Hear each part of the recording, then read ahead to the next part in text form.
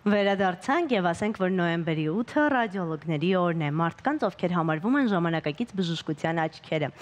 Ռադիոլոգիան կամ ճառագայթային ախտորոշումը բժշկության ամենաարագ զարգացող ոլորտներից է։ Մասնագիտությունը մշտապես զարգանում է, հնարավորություն տալով փրկելու միլիոնավոր կյանքեր։ Մեր տաղավարում է Հայաստանի Հանրապետության առողջապահության նախարարության Յոլյանի արյունաբանության եւ ուռուցքաբանության կենտրոնի գործիքային ախտորոշման բաժնի ղեկավար Մարտին Նուբարյանը։ Բարի առավոտ։ Բարև ձեզ, ողջույն։ Մենք նախորոք շնորհավոր ենք ձեր տոնը, քանի որ շնորհակալ եմ։ Եվ ըստ ձեր պատկերացմամբ, ովքեր են ռադիոլոգները բժշկության մեջ։ Նախ օգտվելով առիթից թույլ տվեք ես էլ շնորհավորեմ գոլեգաներիս, բոլոր ռադիոլոգներին մեր տոնի, մեր մասնագիտական տոնի արդիվ։ Ռադիոլոգները շատ ճիշտ նշեցիք, որ եթե բժշկագիտությունը համարենք մի ամբողջ օրգանիզմ, որը պայքար է մղում առողջության համար, հիվանդության դեմ, ապա ռադիոլոգները հանդիսանում են հենց այդ օրգանիզմի աչքերը, որովհետև բոլոր մասնագետները, երբ կարիք ունեն տեսնելու, թե ինչ է կատարվում բուժառուի օրգանիզմում, դիմում են ռադիոլոգի օգնությանը։ Ու ռադիոլոգների դերն է այստեղ մեծ, որպեսզի տեսնեն, կարողանան գնահատել, ճիշտ պատասխանել հարցերին, թե ինչ փոփոխություններ կան բուժառուի պացիենտի օրգանիզմում։ Բայց նաև մի ուրիշ կողմ էլ ունի, երբ առաջինը դուք եք հետազոտում, բնականաբար դուք եք տեսնում։ Եթե այն վատ լուր է, պարտավոր եք հայտնել, եթե անգամ այն լավ լուր է, դուք դառնում եք այդ հիվանդության բարի կերպարը։ Իսկ այս մասը դժվար չէ։ Շատ հետաքրքիր հարց եք տալիս, շատ հետաքրքիր, որովհետև շատ նուրբ զրույց պետք է ունենալ բուժառուի, պացիենտի հետ այդ պարագայում։ Շատ ճիշտ նշեցիք, եթե դուք լավ լուր եք հայտնում, մեր ազգաբնակչությունը սիրում է, չէ՞, լավ լուրեր լսել, այո, բարին լսել, լավը լսել, իսկ հակառակն էլ չի ուզում ընդհանրապես լսել, բայց այստեղ պետք է լինել այն մարդը, որ ոչ թե դատավճռի տեսքով ասել, շատ նուրբ հոգեբանական պահ է, հա, ոչ թե դատավճռի տեսքով մատուցել դա մարդուն, այլ հնարավորինս մանրակրկիտ, հնարավորինս ընդունելի ու ըմբռնելի տվյալ մարդու համար ներկայացնել այն փոփոխությունները, որոնք կան իր օրգանիզմում, իհարկե հնարավորության դեպքում նաև հուսադրել դեպի լավին, դեպի պայքարի, այսպես ասած, ինչու ոչ, որ հաղթահարելի են հիվանդությունները այժմյան բժշկության, շատ զարգացած բժշկության օրերում, որպեսզի ինքն էլ ճիշտ տրամադրվի, ճիշտ տրամադրվածությամբ, ճիշտ հոգեվիճակով դուրս գա քո աշխատասենյակից։ Որպեսզի մեր հեռուստադիտողի համար մի փոքր ավելի պարզ լինի ամեն ինչ, խնդրում եմ ասեք, թե որ գործիքային հետազոտությունների մասին է ռադիոլոգիան։ Ռադիոլոգիան դա բոլոր այն հետազոտություններն են, որոնցում օգտագործվում են ճառագայթային մեթոդներ։ Հիմնականում ճառագայթային, հիմա ավելի լայն հասկացություն է ռադիոլոգիան, ամենաառաջինը, ինչու է հենց նոյեմբերի 8-ը ռադիոլոգների օրը, որովհետև հենց այդ նույն օրը ռենտգենը հայտնաբերեց այդ հայտնի ճառագայթները, Վիլյամ Կոնրադ ռենտգենը, որոնք հետագայում անվանվեցին հենց իր պատվին, ամենաառաջին, սկզբից եկող հետազոտությունը դա ռենտգենոգրաֆիան, ռենտգենոսկոպիաներն են, հա, ժողովրդի լեզվով ասած ռենտգենը, որոնք բավական լայն կիրառություն ունեն, հենց այդ նույն ճառագայթային մեթոդի շարունակություն որպես ու ավելի կատարելագործված տարբերակը հանդիսանում է համակարգչային շերտագրությունը, որը էլի օգտագործելով ռենտգեն ճառագայթները կարողանում է եռաչափ պատկերներ ստանալ շատ ավելի մանրակրկիտ ու ավելի լայն հետազոտություն կատարելու համար։ Ուլտրաձայնային հետազոտությունների մեթոդները, որոնք արդեն այստեղ օգտագործվում են գերձայնային ուլտրաձայն, հա, հենց դա է նշանակում, գերձայնային այդ հաճախականությունները օրգանիզմից պատկերներ ստանալու համար եւ նրանք արդեն հետազոտելու, դիագնոզ ստանալու համար, մագնիսառեզոնանսային տոմոգրաֆիան, որը արդեն օգտագործում է մագնիսական դաշտի ստեղծած հնարավորությունները պատկերներ ստանալու համար եւ բազմաթիվ այլ հետազոտություններ, պոզիտրոն էմիսիոնային տոմոգրաֆիա եւ այլ բազմաթիվ հիբրիդային նույնիսկ, այսինքն միախառնված հա տարբեր հետազոտություններ։ Իսկ մի փոքր կկիսվեք մեզ հետ, թե որ սարքի հեղինակն է հայ։ Հա, իհարկե, Ռայմոնդ Դամադյանի մասին եք հարցնում, մագնիսառեզոնանսային տոմոգրաֆի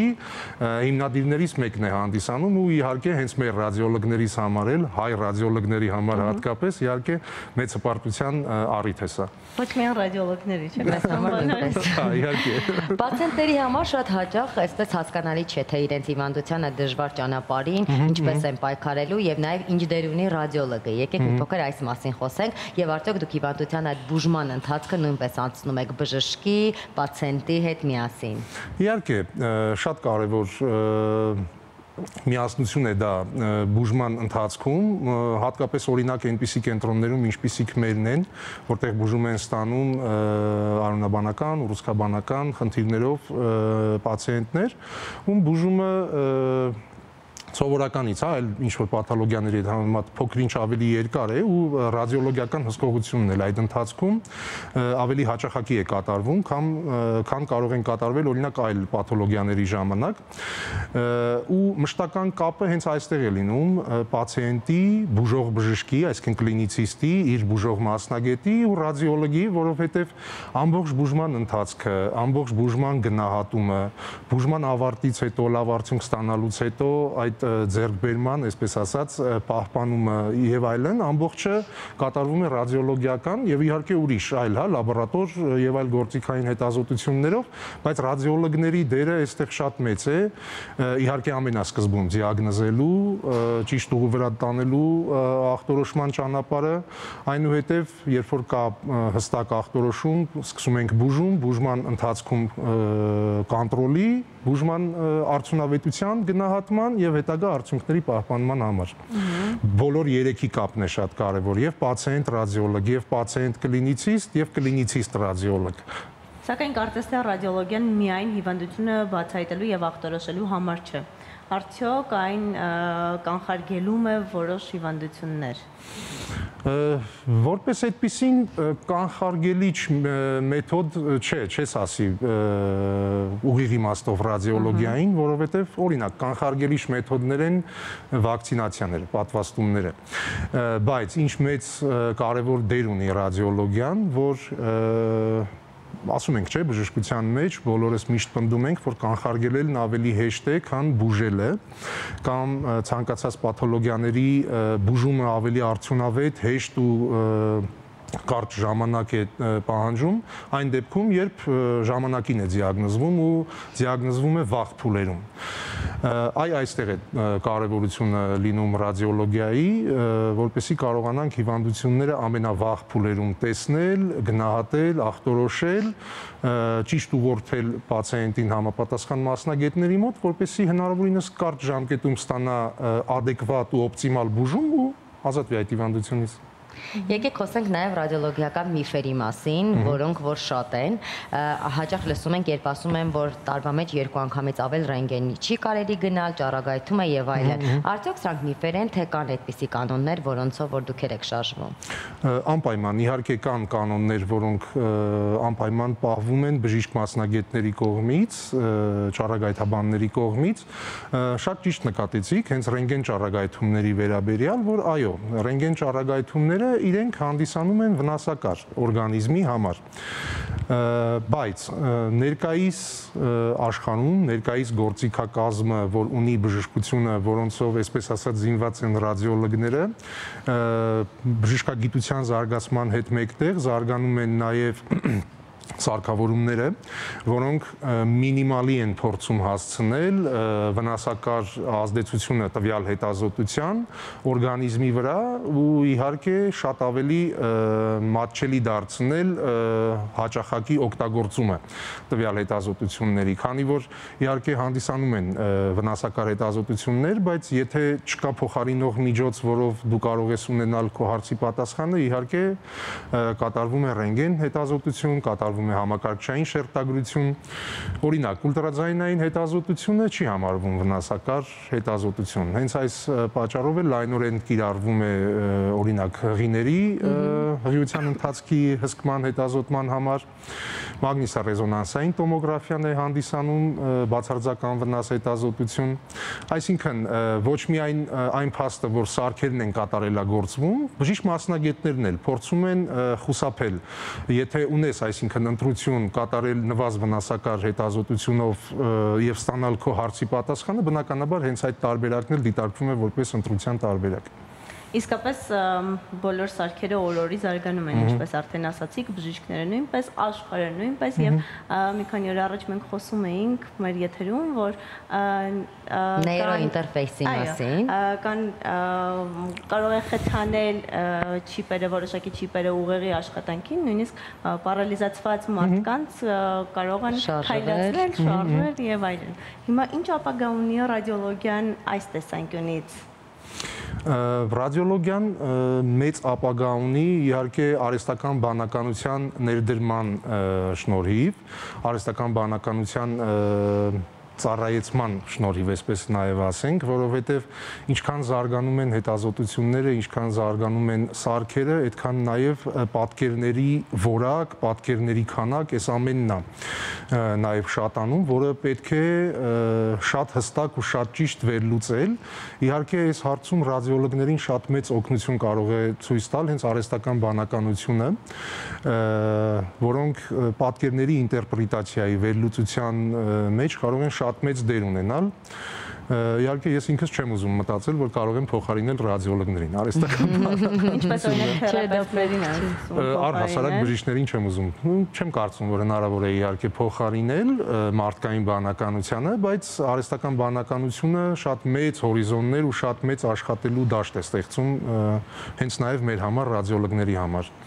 Մենք այսօր խոսեցինք պացիենտ, բժիշկ, այսպող հարաբերություններից, այստեղ շատ կարևոր է նաև կարծում եմ հոգեբանի միջամտությունը։ Այ արդյոք հիվանդանոցներում աշխատում են նաև հոգեբաններ, թե դուք ինքներդ եք միշտ փորձում պացիենտների հետ թեկուզ այդ առաջին ամենակարևոր լուրը հայտնել եւ ստանձնել այդերը, թե դրանով զբաղվում են ավելի հոգեբանները։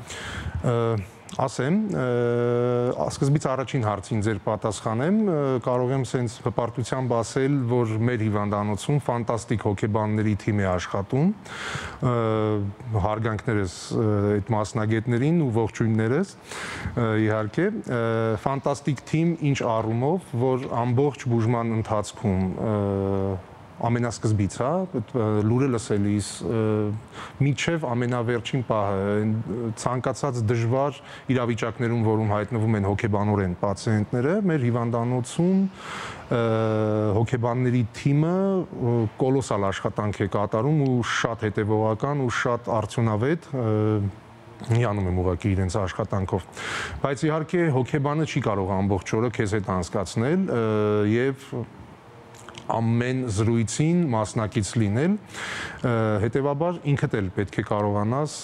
տիրապետել փոքր հմտությունների, թեկուզ հոգեբանական, որպեսզի կարողանաս մարդուն, պացիենտին հայտնել եւ ցանկալի եւ անցանկալի նորությունները այնպես, որպեսզի դա ընդունելի ու ընկալելի լինի իր համար։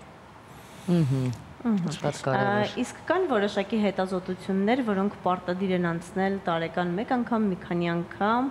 ռադիոլոգիական հետազոտությունների մասին է խոսքը եւ որ տարիքից սկսած։ Հենց կանխարգելում, որ ասեցինք,